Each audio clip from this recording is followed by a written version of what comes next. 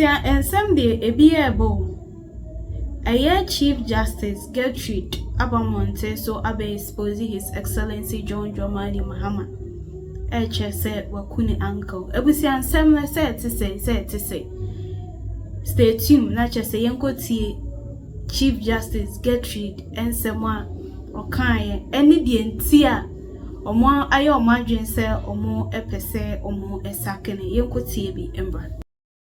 Featured very prominently in the planning of the murder of judges on June 30th, 1981.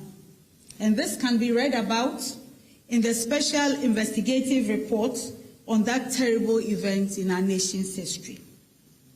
It will be recalled that there was a Major Samakwa, a military officer who was killed with the 3 High Court justices, who was a director of human resource of Gihok.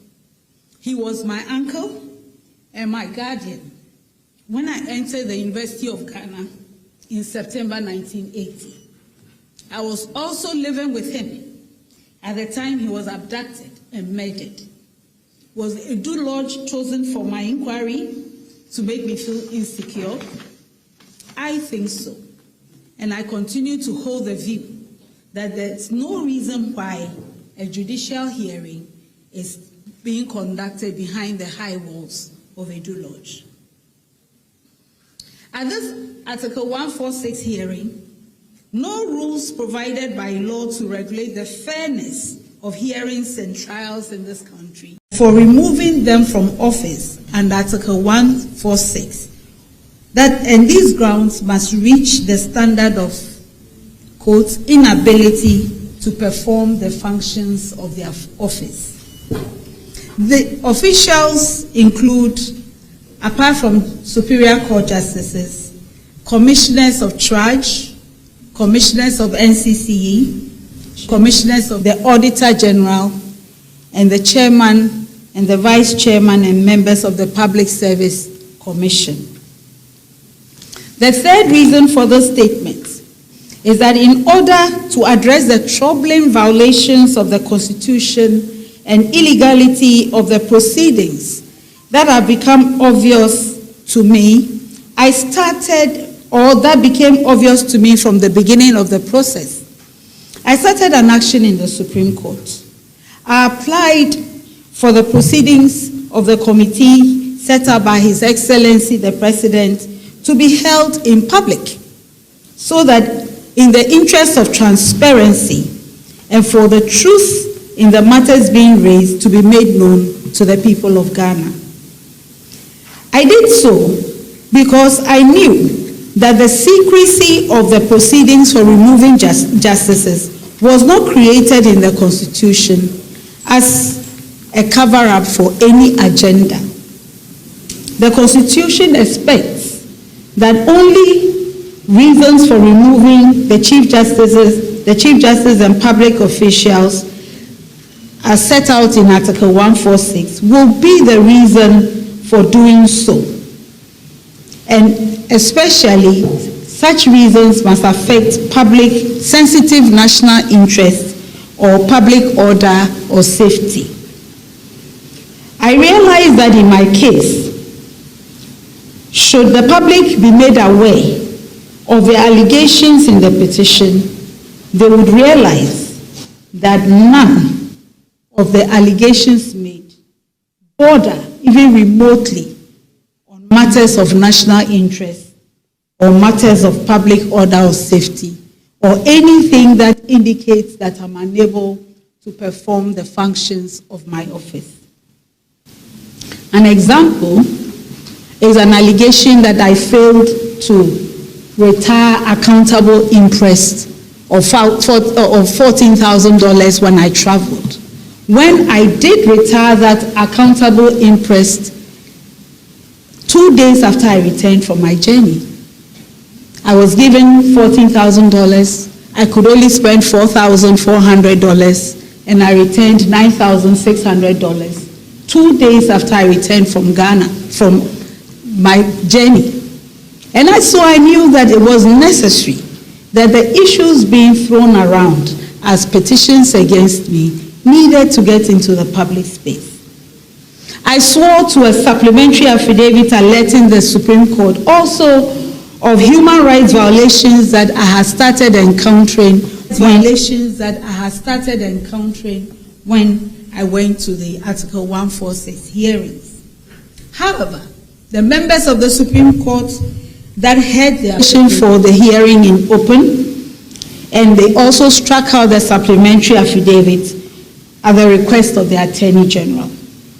I have decided to make this statement today because the violations have not stopped.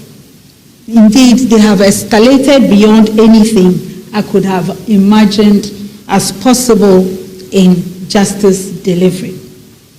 These violations include the committee's refusal, in breach of the rules of natural justice, to recognize my lawyer on the first day of proceedings, simply because I was not personally present with him. And they went ahead to make arrangements for the hearing without involving my lawyer while he was sitting in front of them. The committee has also failed to indicate the specific charges that I'm supposed to be defending myself against in order to allow me to adequately prepare a defense to the charges. The committee has gone on to permit two of the petitioners, Mr. Daniel Ofori and Shining Stars, not to testify at all or present what case they brought to them at the hearing. The committee has refused to allow me to go into the hearing with any family member. Before you enter, there's a thorough search of my body and my handbag in violation of protocols and courtesies extended to any Chief Justice, which protocols and courtesies are honored in the name of the nation, both in Ghana and outside of Ghana. And then the work of the committee is being conducted in a cordoned high security zone on Castle Drive, Osu, when all Article 146 proceedings since 1993 have been held in facilities of the judicial service. It is hard not to reach the conclusion that the choice of venue against the backdrop of secrecy of proceedings is intended to intimidate me and to prevent any citizen of Ghana from knowing how the proceedings are being conducted. The Edu Lodge facility that the hearings are being conducted in featured very prominently in the planning of the murder of judges on June 30th, 1981. And this can be read about in the special investigative report on that terrible event in our nation's history. It will be recalled that there was a Major Samakwa, a military officer who was killed with the 3 High Court justices, who was the Director of Human Resource of GEHOC. He was my uncle and my guardian when I entered the University of Ghana in September 1980.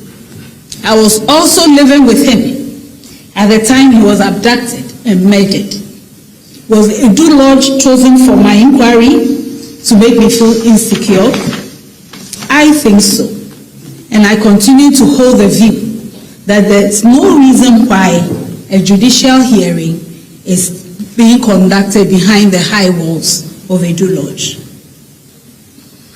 At this Article 146 hearing, no rules provided by law to regulate the fairness of hearings and trials in this country are being followed.